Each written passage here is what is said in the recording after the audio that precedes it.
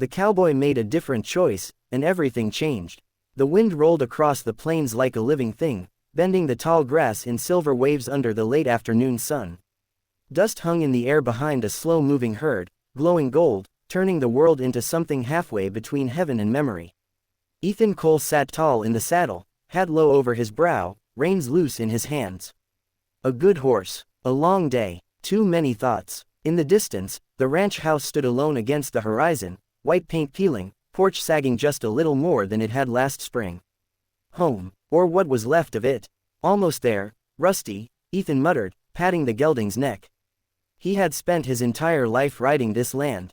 Every fence post, every dry creek, every stubborn patch of mesquite had a story.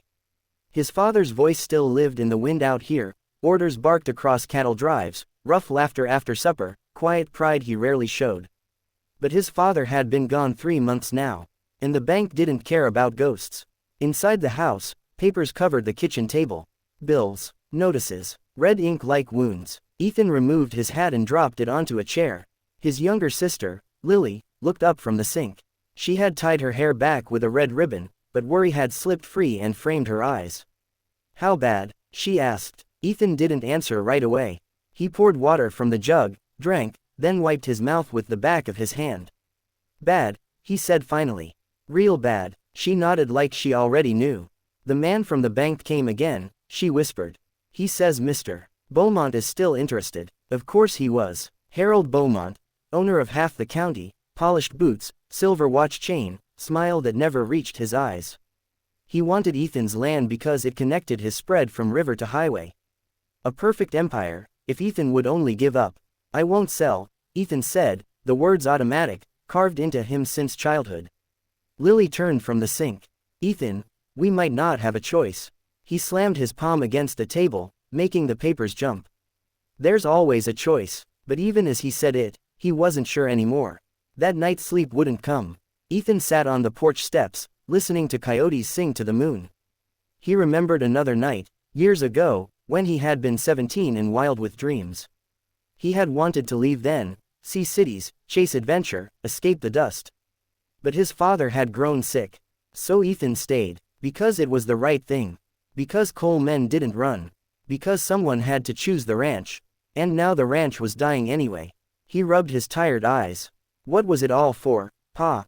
he murmured. The wind didn't answer. The next morning Beaumont arrived in a motorcar that shone like black water. He stepped out wearing a tailored coat and the kind of confidence money buys in bulk. "Mr. Cole," Beaumont said pleasantly. "I'm glad you agreed to meet." "I didn't," Ethan replied. "You just showed up." Beaumont smiled as if that were the same thing. They walked the fence line together. Meadowlarks lifted from the grass.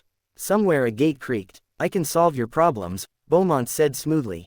"Debt's gone. Your sister provided for. You could start fresh somewhere civilized." "This is civilized," Ethan said. Beaumont stopped walking. "It's finished. You know it, and I know it. Drought took the rest. Be practical." Practical. Ethan hated that word. "How much?" he asked, hating himself more. Beaumont named the price. It was more money than Ethan had ever seen. Enough for Lily to marry, to live comfortably, to forget the smell of desperation. Beaumont extended a gloved hand. "Think about it, but not too long." Lily cried when Ethan told her. "Maybe it's time," she whispered. "Maybe. Holding on is just hurting us." He wanted to argue, but the truth lay heavy between them. That night he took the contract outside and read it by lantern light. The numbers blurred. The future felt small and gray. He imagined leaving. No more broken fences. No more creditors. No more watching everything his father built slip through his fingers. It would be easy. All he had to do was sign. A horse galloped toward the house just after dawn. Ethan recognized the rider before she reached the gate. Maria Alvarez, hat tied tight, braids swinging behind her. Her family's ranch bordered the western creek. They had grown up racing across these fields, half friends, half rivals. She swung down from the saddle, breathless. "Tell me it's not true," she demanded. "What? You selling to Beaumont?" Ethan looked away. "Thinking about it." "Don't," she said fiercely. "If he gets yours, he'll come for ours next. He's swallowing everything." "That's not my fight." "Yes, it is," she snapped. "It's everyone's." He felt anger rise, quick and defensive. "You offering to pay my debts?" "No," she admitted. "But there has to be another way." There isn't. Maria studied him, softer now. Your father never quit. My father is dead, Ethan said. Silence fell like a door slamming. Maria flinched, then nodded slowly. I know, she said. Mine too, but if we sell every time it gets hard, what's left of us? He had no answer. She touched his arm, just briefly.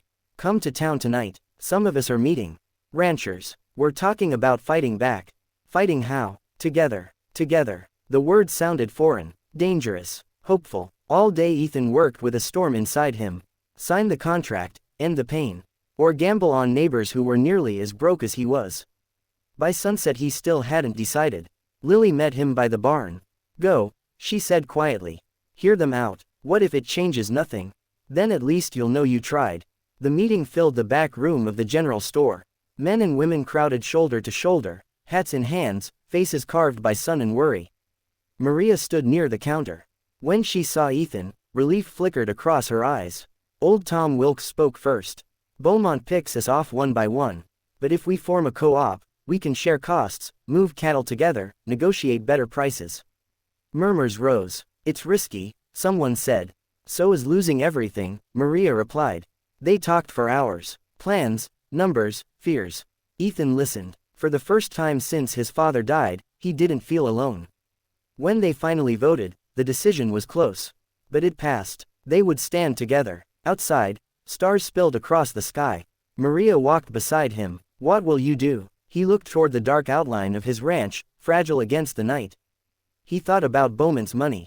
About Lily. About the graves behind the cottonwood. Every path frightened him, but one felt like breathing. I'll stay, he said. Maria smiled, fierce and bright. Good, she whispered. Beaumont returned 2 days later, contract in hand. Well, he asked. Ethan met his gaze. His heart hammered, but his voice held.